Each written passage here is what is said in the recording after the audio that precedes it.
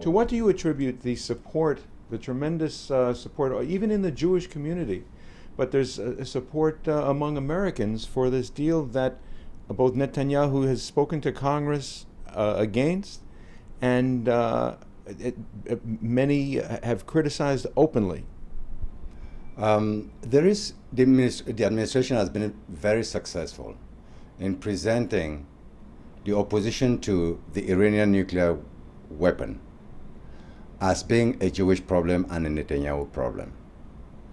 They have successfully misrepresented the dangers of an Iranian nuclear problem under the pretext that only Netanyahu is worried. I mean, it would be affected? That only Netanyahu is worried and only Israel will be affected. And in doing that, that misrepresentation has been facilitated by already prejudices in the general public, anti-Semitic and anti-Israel, even within the Jewish community. That is why there is this level of support, because the administration has not led people into the fact that the risk of an Iranian problem directly affects the United States and its citizens, Europe and its citizens, and more importantly, Africa has been completely kept out of the discussion. And I know that there are liberal members of Congress, progressive members of Congress, members of the Black Caucus, who are genuinely interested in the fate of Africa. In the fate of Africa? In the fate of Africa, which will be very, very severely affected. You can imagine the consequences of nuclear proliferation in Africa, but also the diversion of resources, desperately needed resources by African governments from development, from the improvement of people's lives, into the development of nuclear weapons. I would believe that for the Congressional Black Caucus and for progressive members of Congress who are genuinely interested in the fate, in the destiny of Africa, to withhold their support for this program and ask the administration to explain how they are prepared to face the consequences of the Iranian program on Africa, and then even on their own citizens. I would expect that anybody who calls himself a progressive would in fact vote against this agreement. To override the veto? To override the veto and to ask for detailed explanations on how the Africa problem would be resolved. What about the constituents?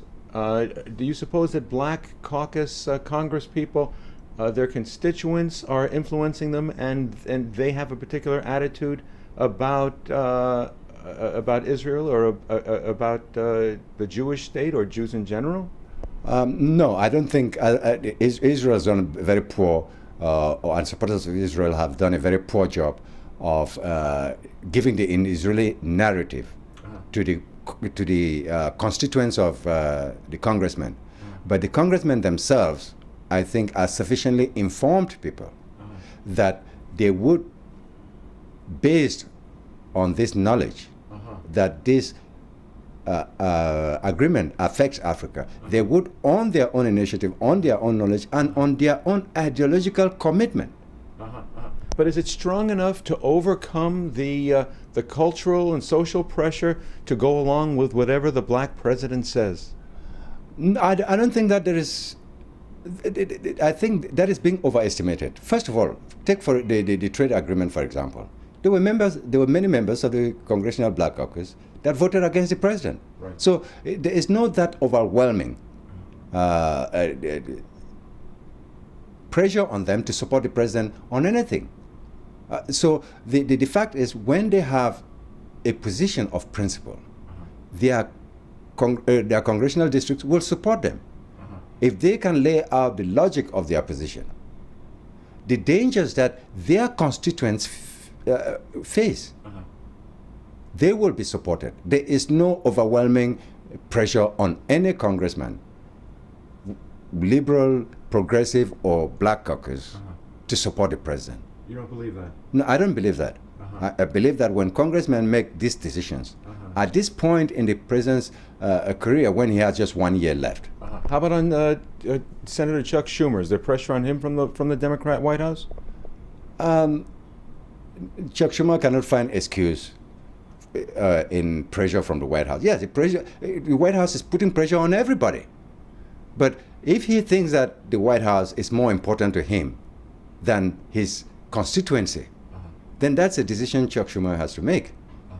There shouldn't be an excuse that the White House is putting pressure on him. The White House didn't elect Chuck Schumer. But doesn't that same pressure exist from the Democrat Party to continue to be to support the politicians if they break from what the party line is? I don't think there's a party line. Now, the Democratic Party line is not hostility towards Israel. I mean, sometimes politicians try to use excuses.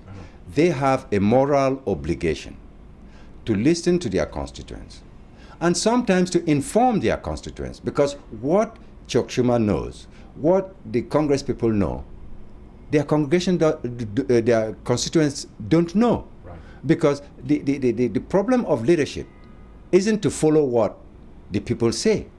Is to lead people towards what you believe to be right based on the evidence. And based on the evidence now, it is the duty of Democratic congressional leaders to explain to their constituents that this is a bad deal because it's a bad deal. And that is what leadership is. How much of a factor do you feel anti-Israelism or anti-Semitism is on popular support for Obama's initiative? There's definitely a hostility towards Netanyahu first. That there is a hostility in the progressive wing of the Democratic Party towards the Israeli leader.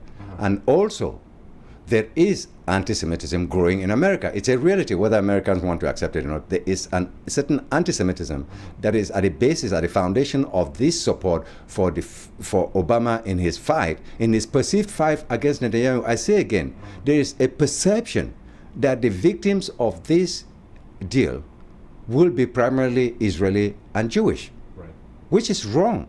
And it is the leaders of the Congress to explain that Americans and other people, especially Africa, stand to lose more than Israel. So let us remove Israel from the equation. This is an international disaster for Africa, for Europe, for America, and even for the Middle East. And that is where the discussion should be. Israel should be taken out of the equation. And people who, out of spite of Israel, out of spite for Netanyahu, are voting against their own self-interest or the self-interest of their own constituents, they are actually dangerous leaders. People who support this deal are actually a danger to their constituents.